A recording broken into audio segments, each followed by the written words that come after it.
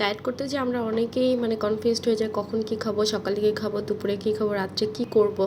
মানে নর্মাল ভাত তরকারি রান্না করা কিন্তু খুবই ইজি, বাট ডায়েটের জন্য আসলে কী করবো না করবো এগুলো নিয়ে খুব কনফিউজড থাকি। এই জন্য আমি প্রতিদিন ভিডিও শেয়ার করলে আপনারা ভিডিওগুলো দেখলে মানে আপনারা বুঝতে পারবেন কখন কী খাবো, অনেক মানে বুঝতে পারবেন বলতে অনেকটা আইডিয়া পাবেন বিভিন্ন ধরনের রেসিপি দেখে বা এগুলো দেখে অনেকটা আইডিয়া পাবেন। যাই হোক, আমি সকালে উঠেই আমি হচ্ছে চিয়া সিডসের পানি আর হচ্ছে মেথি পানিটা গত রাতে ভিজিয়ে রেখেছিলাম, সেটা খেয়ে নিয়েছি। তারপর ডিটক্স ওয়াটার বানিয়ে রেখেছিলাম, এটা আমি সারাদিন ধরে কিছুক্ষণ পরে একটু একটু করে খাই, যতটুকু খাই আবার ততটুকু অ্যাড করে রাখি।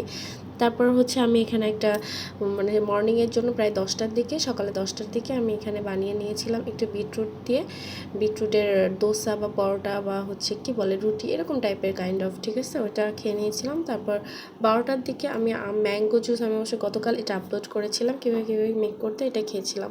তারপর দুপুরে 2:30টার দিকে আমি হচ্ছে অনেক সবজি, ডাঁটা ছিল, ডাঁটার মধ্যে চিংড়ি মাছ সবজি দিয়ে হচ্ছে একটা মাছ কি মানে হচ্ছে লাউ শাক থেকে একটা মাছ রান্না ছিল।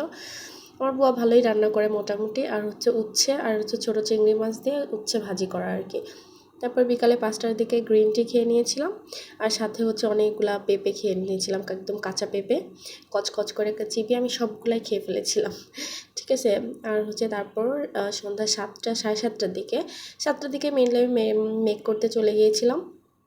সেটা হচ্ছে সালাদ করে নিয়েছিলাম, এর মধ্যে আমি পেঁয়াজ মরিচ নিয়েছি অল্প করে, আর সাথে হচ্ছে টমেটো, শসা আর হচ্ছে একটু ধনেপাতা মিক্সড করে নিয়েছি।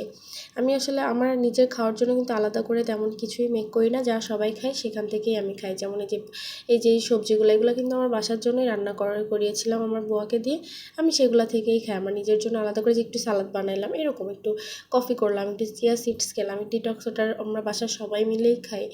সো এরকমই আর কি, আলাদা করে নিজেকে এফোর্ট দেওয়া লাগে না যে হচ্ছে আমার জন্য আজকে এটা বানাতে হবে, এটা করতে হবে, এরকম কিছুই না।